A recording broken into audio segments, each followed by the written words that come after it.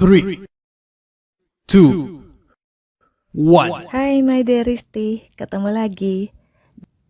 Halo semuanya my dearisti, thank you, terima kasih masih setia bersamaku, masih setia mendengar, dan tetap support, tetap mendukung di channelku ini, terima kasih banyak. Terima kasih juga untuk saran-sarannya, mudah-mudahan bisa saya terapkan untuk episode-episode berikut, novel-novel berikutnya. Sekarang kita lanjutkan, kita masuk pada bagian ke-40. 2 episode terakhir, aku si pelakor.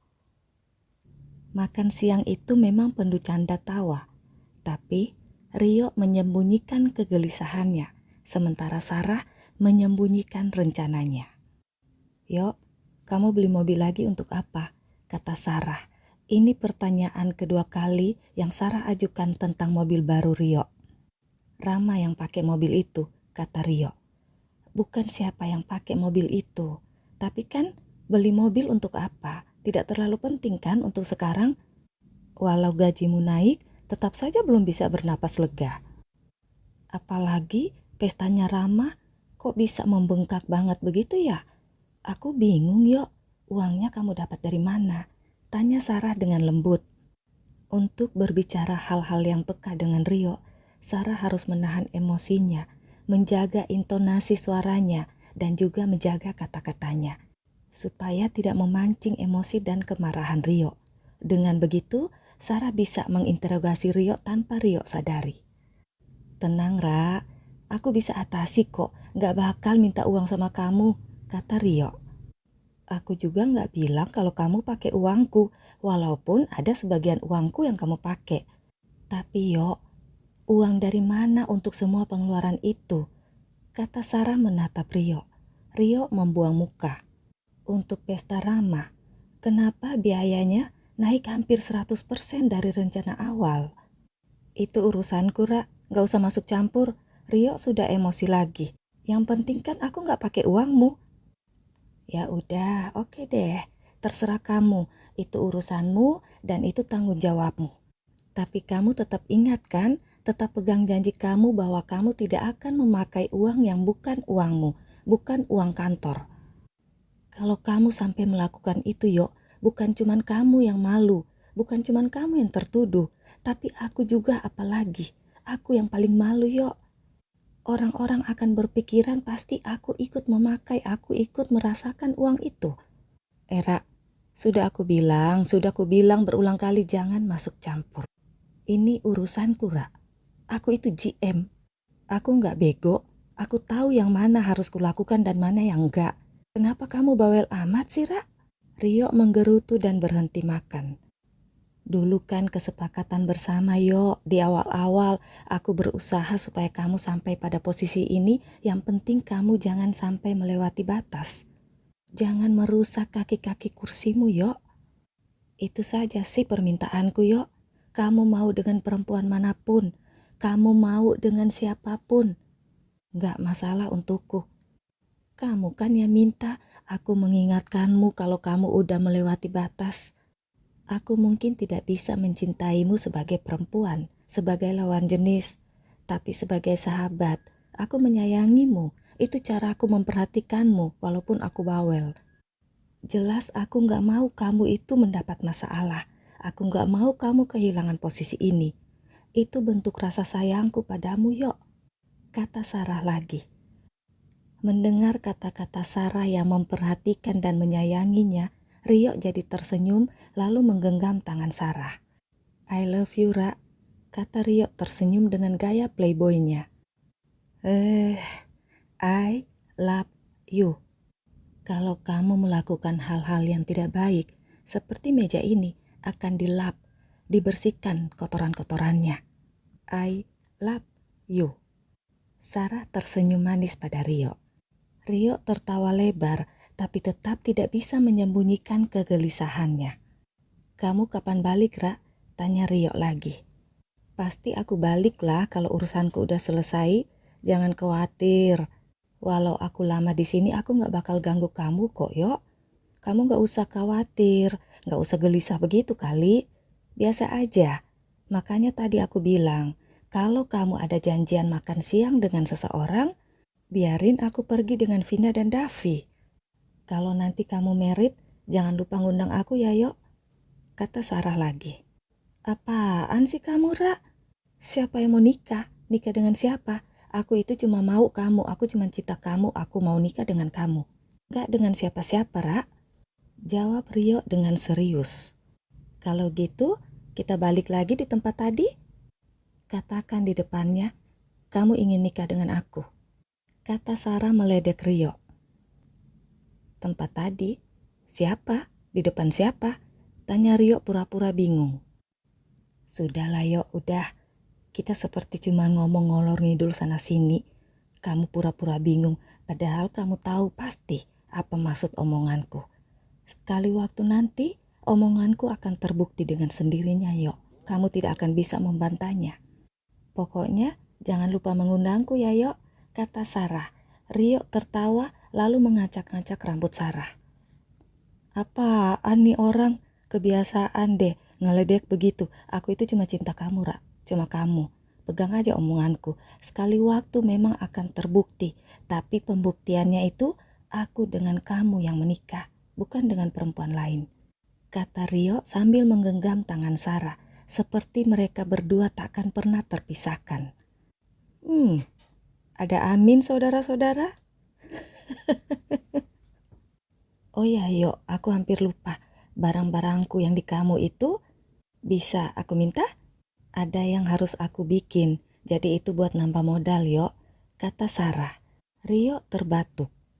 Aku nggak bawa, jawab Rio dengan suara serak. Sarah memberi minum air putih yang langsung diminum oleh Rio. Kalau gitu, nanti kamu bawa ya, kita ketemuan di mana? Kata Sarah lagi. Aku ke hotelmu ya, Ra, kata Rio.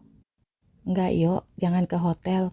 Kita ketemu di mana aja deh, di tempat lain. Gak usah ke hotelku, kata Sarah. Kamu ke rumah aja, Ra. Ntar malam kita ketemu di rumah ya, kata Rio. Enggak lah, gak mau aku ke rumahmu. Walaupun kamu yang meminta, tetap aja pandangan orang lain itu berbeda, Yok, kata Sarah menolak. Gak apa-apa, kamu ke rumah aja deh. Kita ketemu di rumah, oke? Kata Rio. Malamnya, Sarah ke rumah Rio, tapi Rio nggak ada. Hanya ada Rama, Lana, dan Lia. Feeling Sarah menjadi sangat tidak enak. Sarah duduk menunggu.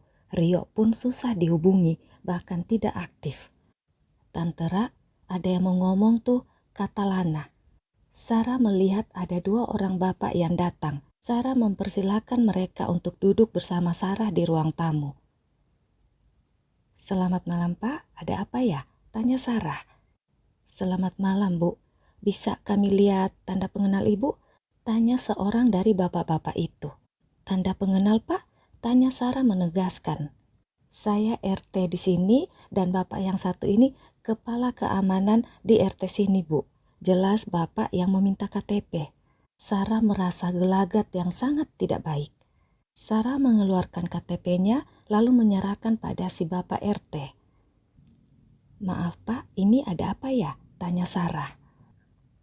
Ini hanya prosedur keamanan biasa, Bu. Boleh kami tahu apa tujuan Ibu datang ke rumah ini? Tanya Pak RT itu lagi. Saya ada urusan dengan Rio. Saya sudah janjian dengan Rio. Rio yang menyuruh saya untuk datang ke rumah ini bertemu dengannya. Ada sesuatu yang harus saya bicarakan dan saya ambil pada Rio, jawab Sarah. Ibu tinggal di mana? Asal dari mana Ibu? Tanya Pak RT. Saya tinggal di Jakarta, Pak. Saya kesini urusan kerjaan dan kebetulan ada yang harus saya selesaikan dengan Rio, jawab Sarah. Tapi kami menerima laporan dari Pak Rio kalau Ibu mengganggu di sini, kata Pak RT. Hah? Sarah bingung. Sarah menelpon Rio, tapi tidak aktif. Malah sepertinya Sarah sudah diblokir.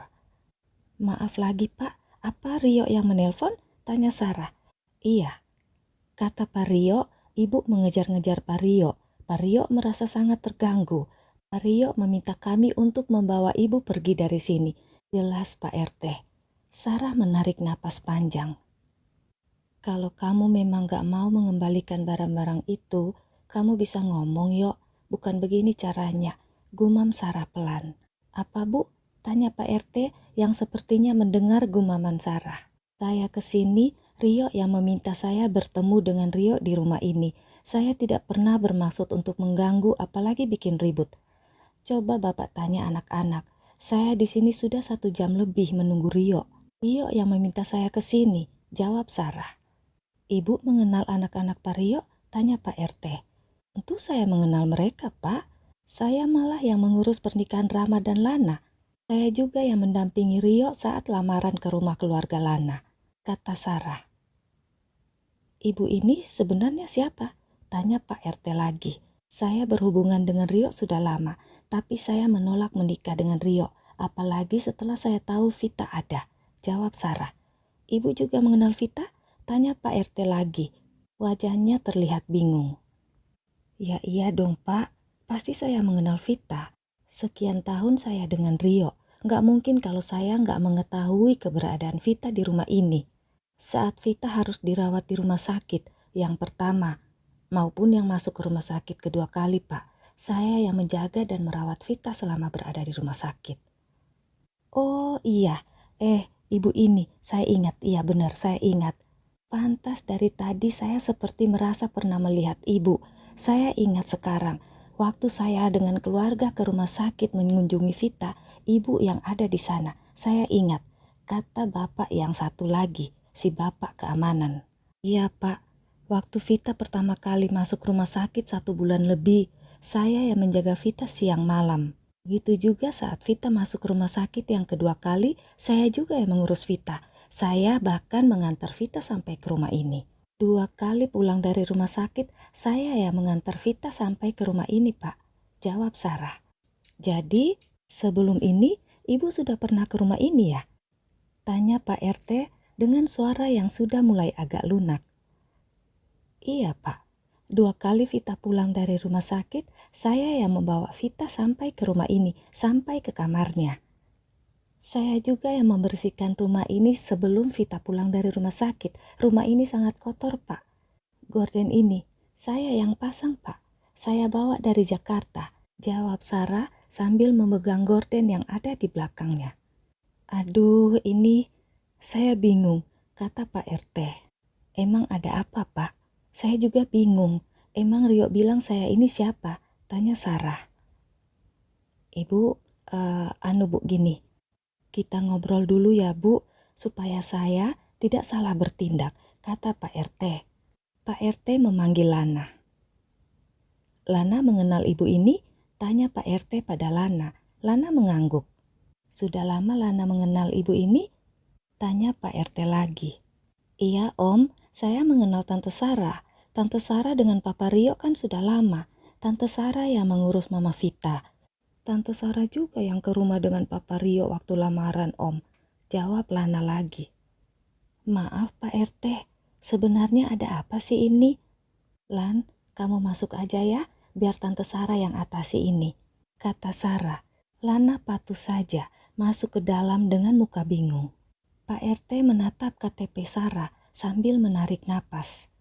Bu Sarah, siapa saja yang ibu kenal di keluarga Pak Rio? Tanya Pak RT.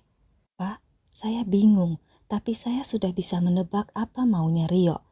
Saya akan berusaha menjawab semua pertanyaan Bapak supaya jelas, kata Sarah. Kalau keluarga Rio, hampir semua keluarganya saya kenal, apalagi bapaknya Rio. Raka juga ikut waktu lamaran Lana, jawab Sarah dengan jelas. Ibu kenal Pak Rio di mana? Tanya Pak RT. Saya dan Rio sudah lama saling kenal, Pak. Dulu di kota kami sama-sama. Rio bahkan waktu SMA sempat tinggal di rumah saya. Maksud saya tinggal dengan kakak saya dan Rio juga ikut tinggal bersama kami. Jelas Sarah. Pak Rio pernah tinggal dengan Bu Sarah? Maksudnya dengan keluarga Bu Sarah? Tanya Pak RT dengan suara heran. Sarah mengangguk. Rio tinggal dengan kami, Pak. Satu rumah dengan saya, satu tempat tidur dengan saya. Tapi waktu itu kami tidak punya hubungan apa-apa. Malah kami seperti bersaudara, seperti kakak adik. Saat itu saya sudah sering mengurus Rio, Pak. Tapi Rio pindah SMA, pindah sekolah ke Manado. Jadi setelah itu, ya sudah tidak lagi, Pak. Jelas Sarah. Kalau keluarga Vita, apa ibu mengenal mereka? Tanya Pak RT. Saya tak hafal nama-namanya Pak, tapi kalau saya ketemu mereka pasti saya ingat. Karena setelah Vita harus cuci darah, saya minta pertemuan dan rapat keluarga. Saya bertemu dengan om-om Vita, tante-tante Vita, bahkan ada beberapa sepupu Vita. Bisa dibilang saya sudah bertemu hampir sebagian besar keluarga Vita. Mereka juga kan giliran menjaga Vita di rumah sakit, Pak. Ya jelas pasti mereka akan bertemu saya terus, Pak. Karena saya itu sejak Vita masuk sampai Vita pulang, saya yang harus ada di rumah sakit. Karena selain saya, tidak ada orang lain yang mau cebok-cebokin Vita, Pak. Kata Sarah lagi. Cebok? Maksudnya ibu mencebok Vita? Pak RT tergagap tak menyangka. Iya, Pak. Vita itu ya Bapak tahu lah ya kondisinya. Nah, perawat, dokter, siapapun itu gak ada yang bisa dekatin Vita. Ada yang bisa tapi takut. Ibu Ida dan adiknya Vita itu juga tahu kok. Vita itu cuma mau saya, Pak. Tidak ada orang lain, Pak. Jadi saya harus ada di rumah sakit terus. Karena itu, cuma saya yang boleh menyentuh Vita. Apalagi menyentuh area-area pribadinya, Pak. Ini, aduh. Tapi kenapa Pak Rio bilang, Pak RT tergagap. Saya nggak punya bukti tertulis tentang hubungan saya dengan Rio, Pak. Karena memang kami belum menikah, kami belum resmi. Tapi saya punya foto-foto kami berdua, juga foto-foto, bahkan foto-foto waktu Rama dan Lana lamaran. Ada juga tuh, Pak. Foto saya juga dengan Vita banyak, Pak. Vita senang sekali kalau selfie-selfie, foto Vita banyak sekali di handphone saya ini. Di handphone saya ini juga jelas, banyak sekali chattingan saya dengan Rio. Kata Sarah meletakkan handphonenya di meja. Iya, Bu, saya percaya Ibu. Benar-benar saya percaya Ibu. Tadi setelah tanya Lana, saya sudah percaya pada Ibu. Apalagi mendengar cerita Ibu yang menjaga Vita. Sudah bertemu keluarga dan rapat pula. Jadi saya percaya. Tapi Bu, saya bingung, saya benar-benar bingung. Pak RT geleng-geleng kepala lalu berbisik-bisik dengan Bapak keamanan. Bu Sarah, maaf saya nanya, apa hubungan Ibu dengan Pak Rio sekarang ini baik-baik saja? Tanya Pak RT. Kalau ditanya baik-baik saja ya baik-baik saja, Pak. Tadi siang malah kami berdua makan bersama. Makanya janjian malam ini bertemu di rumah ini, Pak. Tapi tentu saja tidak selalu baik-baik saja, Pak. Saya juga baru nyampe hari ini, Pak. Ada yang harus saya selesaikan berkenaan dengan pekerjaan Rio. Ada juga yang harus saya urus, ya pribadi saya dengan Rio, Pak. Itu sebabnya malam ini saya ke sini. Tapi bukan saya mau mengganggu. Saya datang ke sini karena memang Rio yang meminta saya untuk datang ke sini. Sebenarnya tadi saya menolak untuk bertemu di rumah ini. Saya juga menolak kalau Rio ke hotel ke tempat saya menginap, Pak. Tapi karena Rio memaksa, ya saya datang ke sini. Saya pikir juga gak apa-apa. Saya bisa bertemu dengan anak-anak juga, Pak. Karena mungkin saya berniat ini pertemuan saya terakhir dengan anak-anak. Pertemuan terakhir? Emangnya kenapa, Bu? Tanya Pak RT. Maaf, Pak. Saya gak bisa ceritain. Mungkin sekali waktu nanti Bapak akan mengerti, Bapak akan tahu.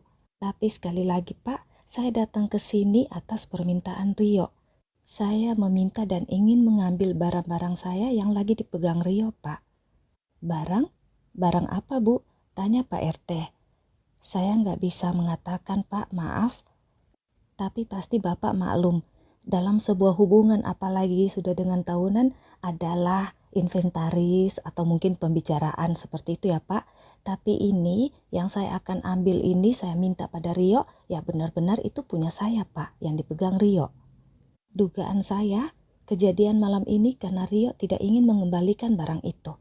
Mungkin barang itu sudah nggak ada, atau sudah dijual, atau mungkin menahan barang itu sebagai upaya cara untuk menahan saya juga, Pak, kata Sarah.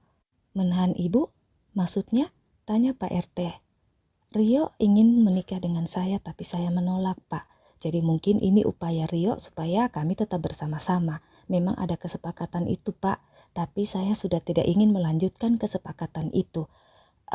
Minta maaf, Pak, saya tidak bisa menjelaskan lebih lanjut lagi. Kalau bukan karena Pak RT, bukan karena kejadian saya dituduh bikin ribut malam ini, saya tidak akan membuka hal ini pada Pak RT.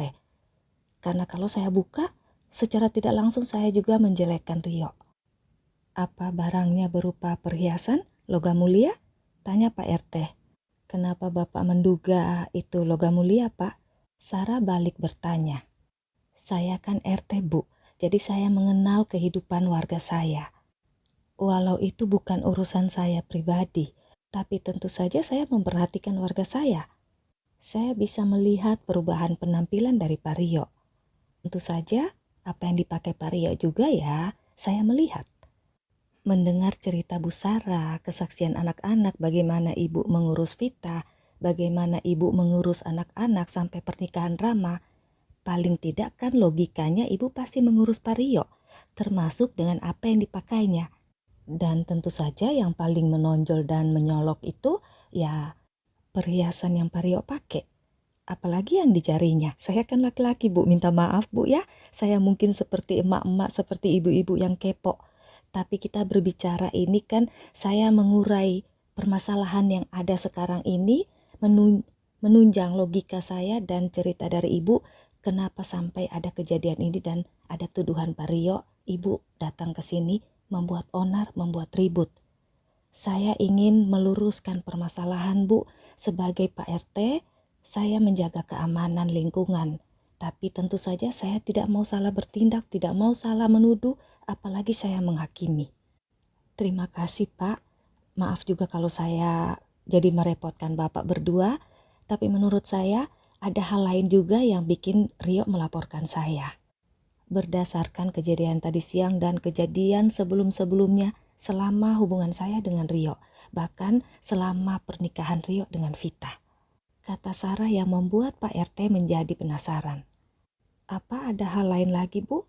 Tanya Pak RT. Barang saya yang saya minta pada Rio itu, saya yakin itu sudah dijual. Melihat gaya hidup Rio sekarang ya, Pak, apalagi Rio itu selalu ada wanita lain, kata Sarah. Apa? Maksudnya Ibu, Pak Rio selingkuh? Tanya Pak RT.